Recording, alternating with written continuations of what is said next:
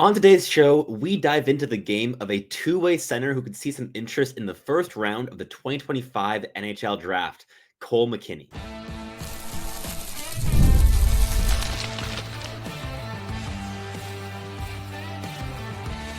You are Locked On NHL Prospects, part of the Locked On Podcast Network. Your team every day. Hello, and welcome back to Locked On NHL Prospects, part of the Locked On Podcast Network, your team every day. On this show, we break down everything prospects related for you 5 days a week, Monday through Friday. I'm your host, Sebastian High, the USHL scout over at Elite Prospects. And on today's show, we'll be sticking with my region at Elite Prospects in the USHL, or more accurately, the NTDP, as we'll be diving into the game of the first line center on that team this season, Cole McKinney, who's been scoring at a really high rate here in the back half of the season, scoring a lot in the USHL, and we'll dive into the overall stats in the first segment, as well as the tools, the plus level puck skills, and some of the other aspects in his game that I think give him some of that middle six potential that I think could really get some teams looking at him in the late first, early second round. Then in the second segment, we'll keep the episode going, looking more at the mental side of the game with the habits and how the tools interact, how he's able to layer them together. And finally, we're going to look ahead a little bit at his projection, where he might go on draft day, which NHL teams would be the best fit, and which players actually remind me of him in the NHL for player comps. So without further ado, let's just dive straight into the first segment here, because Cole McKinney is a fascinating player that I've had a very interesting time watching here this season, going back to the early campaign. I believe he was the very first player I wrote a scouting report on after I moved to Elite Prospects. The University of Michigan commit is a 6-foot, 198-pound right shot centerman. He's been playing that 1C role all season in the NTDP, taking the most important draws, playing big PK minutes, and just being very, very utilized in all three zones in all situations.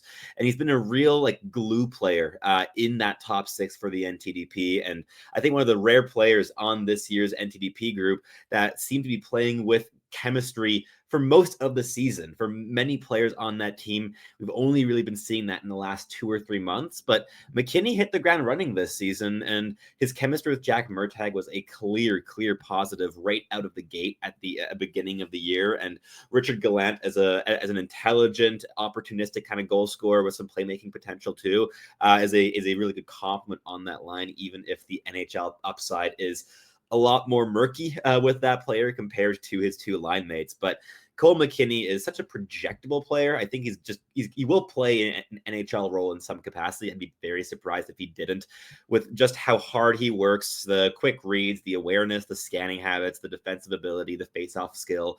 There's so many elements here that teams just value very highly in their centers, and I think that McKinney is going to be a 4C kind of baseline. But we'll talk a bit more about the overall upside in the final segment. But let's just dive into the stats here a little bit, because it's been a very interesting campaign for Cole McKinney, who leads the entire NTDP in points here this season, as well as in points per game with 1.08. He's the only player in the entire NTDP amongst both the U17 and the U18 program to be over a point a game scoring this season, with 24 goals and 55 points in 51 games. That also makes him the top scorer on the U18 team this season, with 1 goal more than both Will Moore and Richard Gallant. So he's been very involved in terms of getting pucks to the net, getting shots on goal, but what makes him interesting, in my opinion, is really more on the physical side. So let's just dive straight into some of these tools here, and kicking it off with that physicality. For me, the physical game for Cole McKinney has a 6 grade on our Elite Prospects grading scale. That means above average. A 5 grade is kind of like your standard NHL average projection. And in terms of physicality, I think that Cole McKinney really does bring some interesting things here.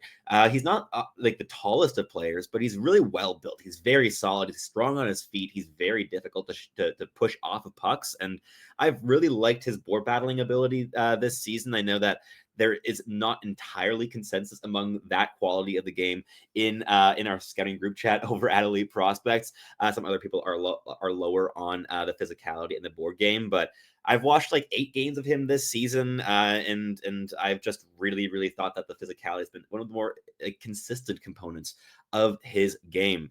He gets low, out leverages bigger opponents, and just keeps his feet moving. He's a very hardworking player, and that intensity, that effort level, that just compete in his game is something that gets him with the puck in many puck battles. And he's also been more and more opportunistic in terms of creating turnovers defensively with little stick lifts and pushing off of players and really initiating that contact, both offensively with the puck, but also defensively. And that contact initiation is something that isn't the most common among NTDP forwards this season. And it's something I've very much appreciated in Cole McKinney's game. But moving on to the skating ability, I think this is much more average. He has a high stride rate. He's a very hard worker, so he keeps his feet moving and he really tries to will himself up the ice. But the skating mechanics are a little bit flawed. He's not the most fluid of movers in the world, but he's gotten more so over the course of this season. At the beginning of the year, I'd say that he was probably a below average skater in terms of projection, whereas now that's much closer to average. So he's definitely put some work in there. I'd love to see him continually work a little bit on just getting a bit more bend into his knees, getting more square, getting lower down to the ice, and pushing more backwards than just outwards. He loses a bit of his momentum generating forwards because he's just pushing outwards sometimes, and it's a classic NTDP stride thing. We see it often in terms of keeping the feet very wide and in order to keep a very solid stance, basically. But it also means that the explosiveness and the stride form aren't the most polished at this stage. But he is going over to the University of Michigan, and if there's any program in the NCAA that does great work in terms of refining the skating ability specifically of their prospects, it is the University of Michigan. So I think he's going to a great program there, especially for his needs and tailored for his development purposes. But let's wrap up the first segment here by outlining the overall puck skills in Cole McKinney's game: the shooting, the passing, and the handling. The shooting, the shot, I think, is the best tool of the bunch. There's a lot of power behind it. He has an accurate release. He's able to get his shots off in little tight quarters of space. And he's been a guy that I think has really taken some steps in terms of the goal scoring habits, improving his goal scoring ability. The shot itself hasn't really improved this season. It was already very good coming into the year. It wasn't an aspect in this game that needed to be ramped up. But I think he's become a lot more opportunistic, a lot more calculated with how he uses his shot. And that has really elevated the ability in terms of putting the puck in the back of the net this season. And it's why he leads the NTDP in goals beyond just being the most used forward on the team this season. But the passing ability, I think, is actually quite underrated with McKinney's game. It's not talked about all that much, but he's such a glue player on that top line with Jack Murtagh and Richard Gallant. And so much of that is just down to the connective passing ability. I don't think he's a 5.5 grade playmaker necessarily. Like the creativity, the manipulation and deceptive skill to access little gaps and little lanes that that defenses aren't expecting.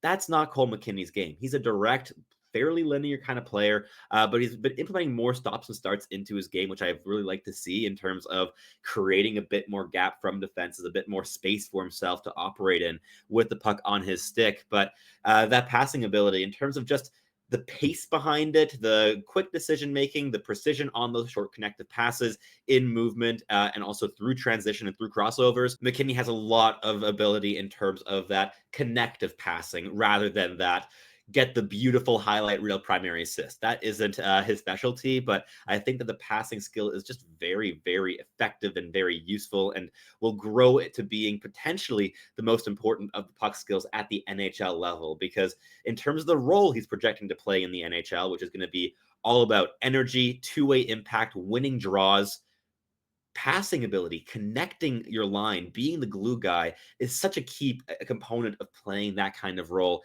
if you want to really make it in a middle stakes capacity. And that's kind of Cole McKinney's upside. So I could see him getting to that level, and the passing game is definitely going to be important to keep working on to be a central component of that. But lastly, the handling skill is the weakest of the puck skills.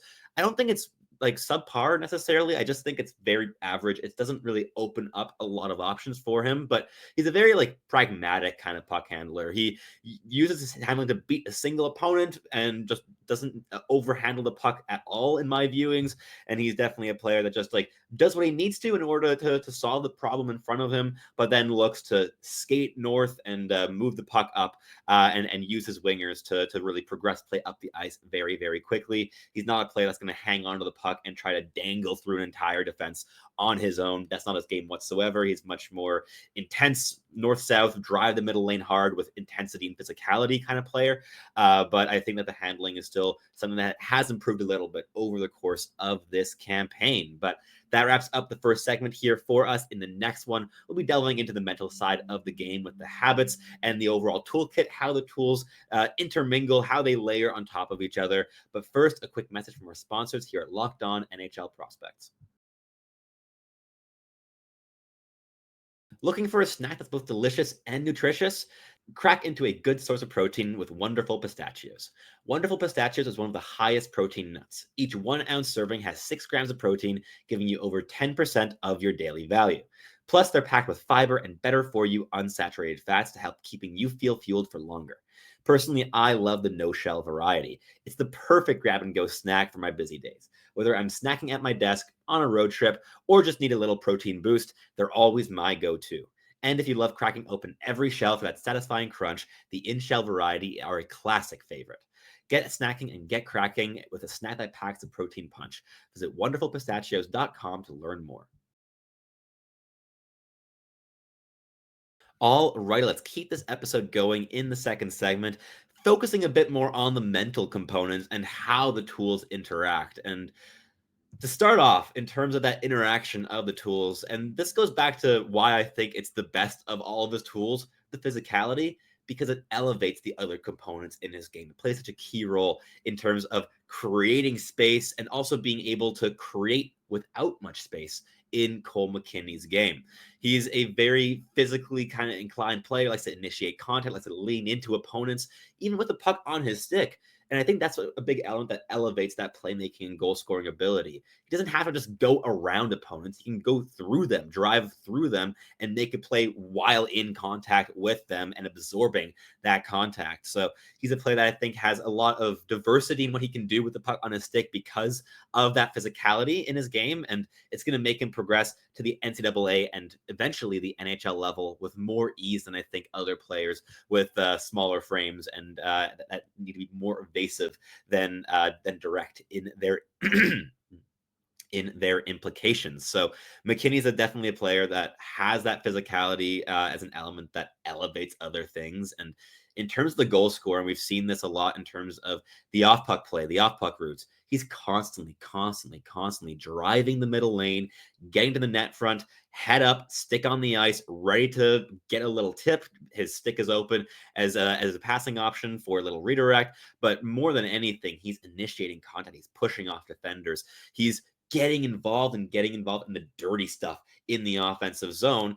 And it's something that has also generated a lot of attention in terms of defenders focusing on McKinney because he's just so disruptive. He's just right up in their faces.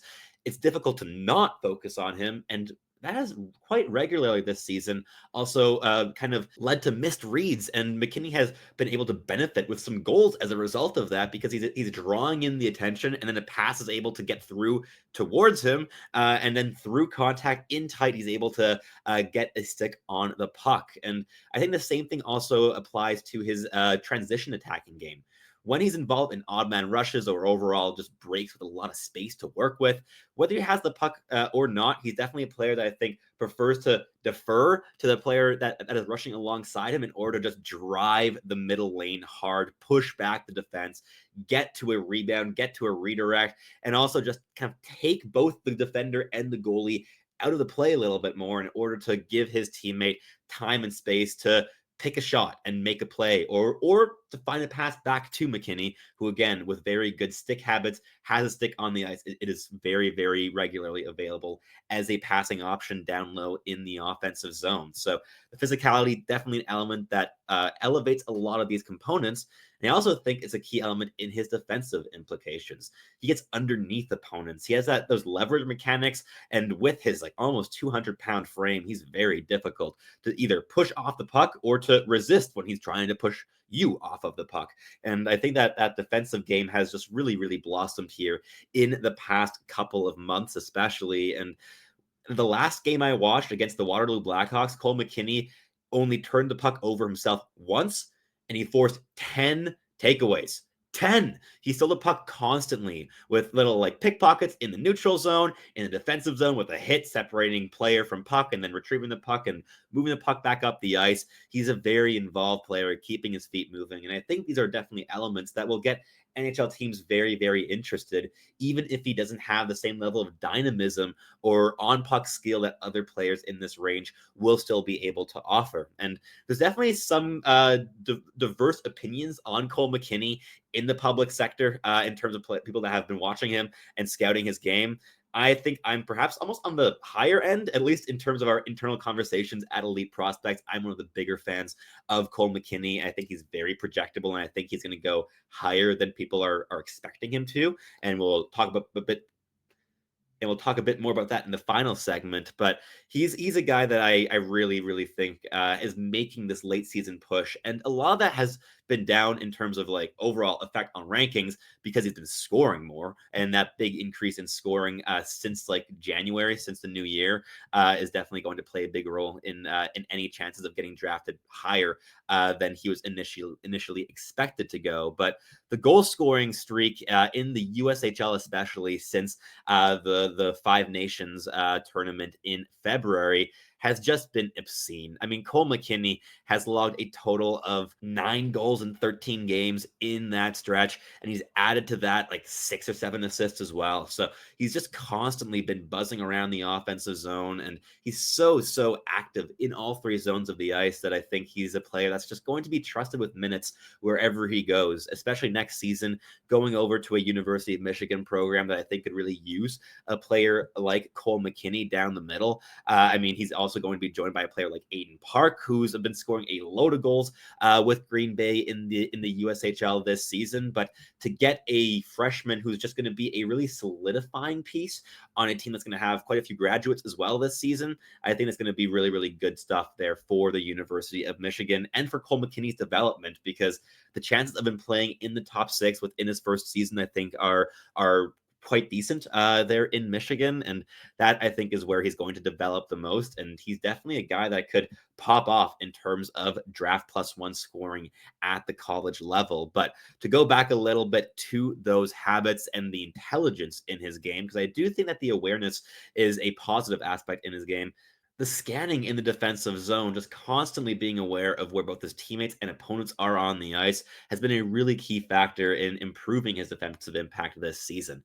I remember watching his tape from last season over the summer, and the scanning habits were really come and go. I watched a couple like periods where he seemingly barely scanned in the defensive zone even once, and this year, by this point, it is a completely different thing in terms of how he approaches defensive zone play. He's so active. He's constantly looking around, adjusting his position, initiating contact, closing down gaps aggressively, has a pretty long range as well, even though he's just 6 feet tall. I think that, I'm not sure if his stick is longer than other players, but he covers quite a lot of ground. And that is the case both in terms of his reach as a puck handler in the offensive zone, but also in terms of having a very disruptive defensive stick and forcing poke checks and overall creating little turnovers in the D zone. And he's just so quick at launching the play back up towards the offensive zone. And these are a lot of elements that I've really liked in his game. And I think there's a lot of maybe not nuance, but effectiveness in his play in all 3 zones. You know what you're getting.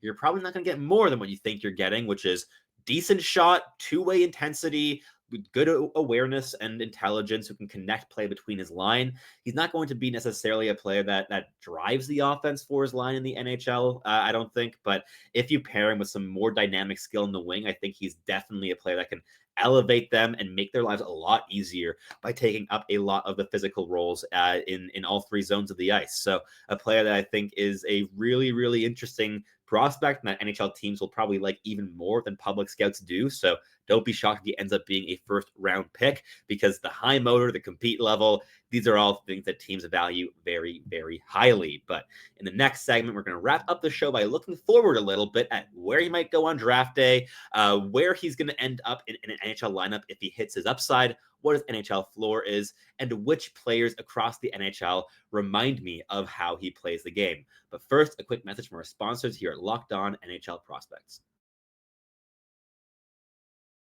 Do you have trouble sleeping? If so, you're not alone. That used to be me, lacking rest, tossing and turning. I was late for meetings. I never felt like myself. That's until I found Bear Mattress. Bear Mattress and their sleep recovery technology helped me fall asleep faster, as well as enjoy deeper sleeps. I felt like myself again, and you can too. Bear Mattress knows that every sleeper is different. That's why they have their sleep quiz on their website that finds you your perfect match. As a side sleeper, I matched with the Elite Hybrid Mattress, and I've been telling everyone in my life they have to try Bear Mattress risk-free. You can sleep on your Bear Mattress up to 120 nights, and if you're not getting the best sleep of your life, you can get it refunded. They'll pick it up with absolutely no hassle. So go to bearmattress.com and use my promo code LOCKEDONNHL at checkout to get 40% off site-wide. This offer is not available anywhere else. You have to use my promo code on the very last page of checkout to get this discount. That's bearmattress.com. Use my promo code LOCKEDONNHL for 40% off site-wide. Bearmattress.com, promo code LOCKEDONNHL.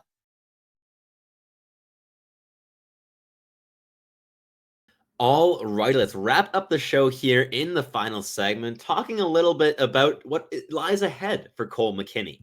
First and foremost, his season is not over. There's still, I believe, one more USHL game that he has to play in front of him at the point of recording here, and still has the U18 World Championships ahead too. So a lot to look forward to in terms of the role he's going to be playing this season, likely playing again first line minutes at the U18 Worlds against some excellent players from Sweden and Canada, especially this season. There's a lot of skill at this tournament. Very excited for puck drop. I cannot wait until that tournament kicks off. But McKinney's definitely going to be playing a big role and will be on a very big podium and a big stage to raise his draft stock. And my guess is when everyone tunes in to watch him play at that tournament, or just everyone's tuning into the tournament to watch, he's going to stand out as a player that just makes simple, smart plays very consistently.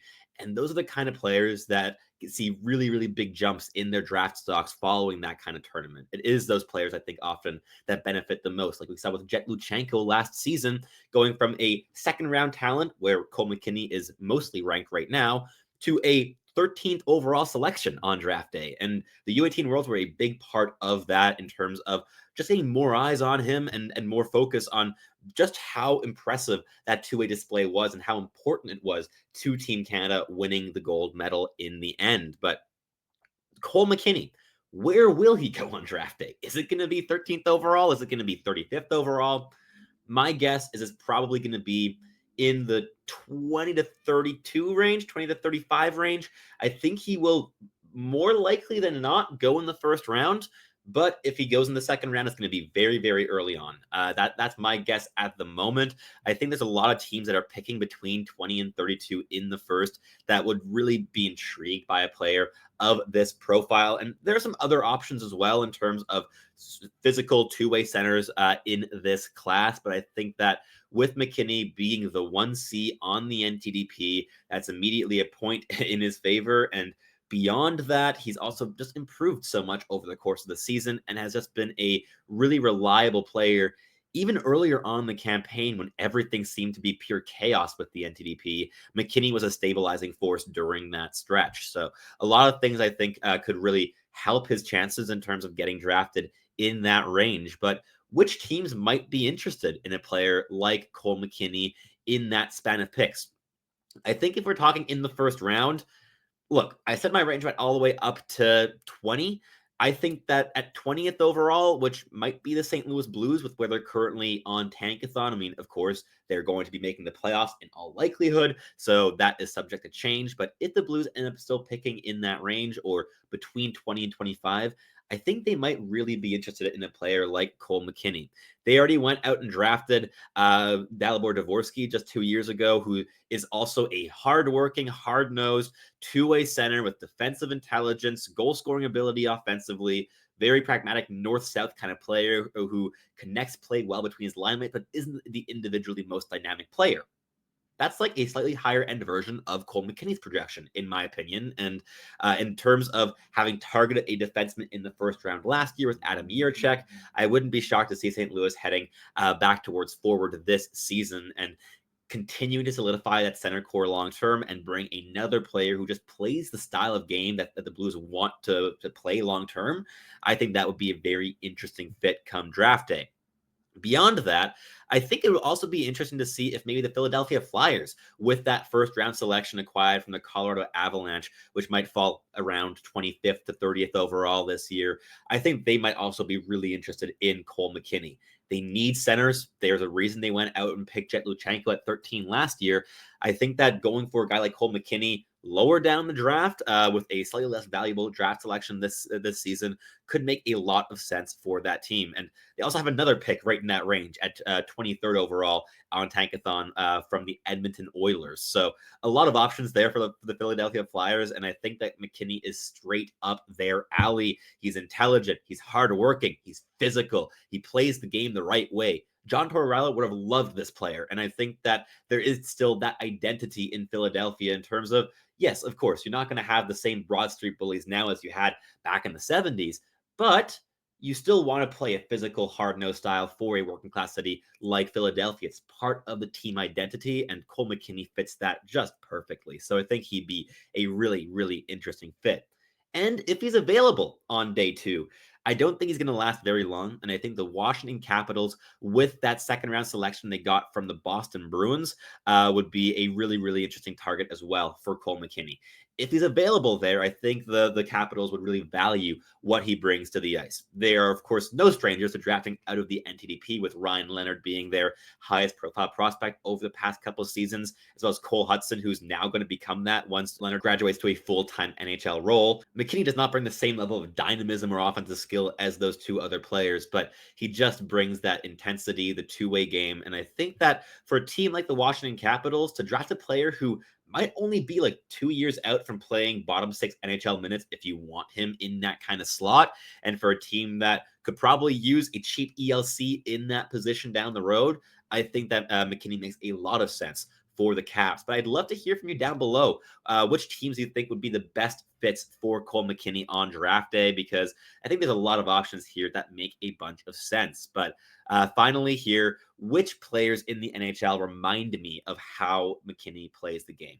There's a couple players here, and I think for different reasons I selected these to give a little bit of a range of possible outcomes in his development and different roles that he could possibly play at the NHL level. On the one hand, I think Charlie Coyle is an interesting one.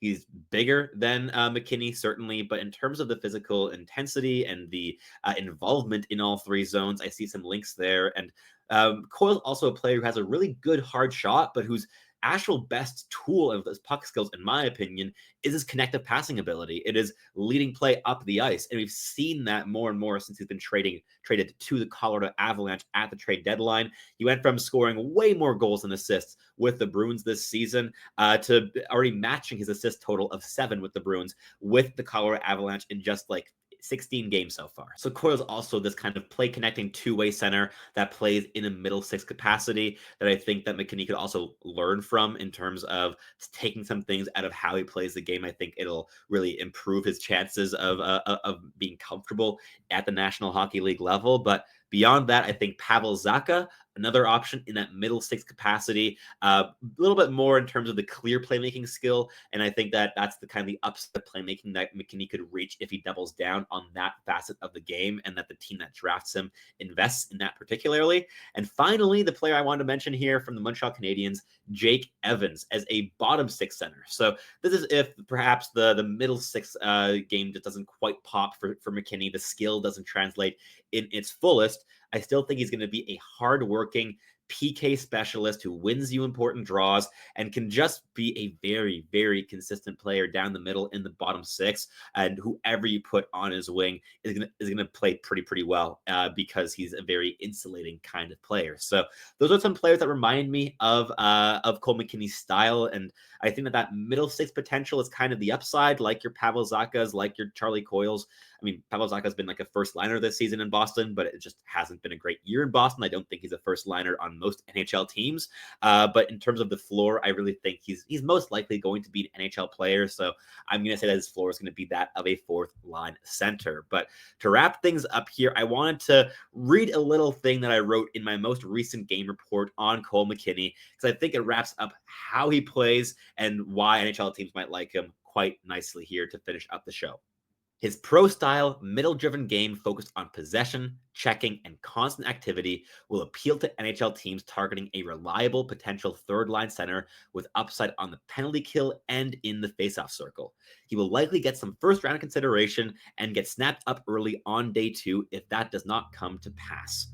Cole McKinney, very interesting player. I'd love to hear about your impressions of his game in the comments down below. I watched a lot of him this season, and I'll be very curious about just diverging opinions on what we've seen here this season from McKinney. But if you're listening on your favorite podcasting platform, please do make sure to make us your first listen of the day. For your second listen of the day, you can head on over to Locked On Fantasy Hockey, where Flip and Steel break down everything you need to know to build yourself a contending and sustainable fantasy hockey roster. And if you're watching on YouTube, again, please do leave me those comments down below, like, subscribe, and thank you so much for listening here. As always, I'm your host, Sebastian High, and I hope to catch you tuning in again very, very soon.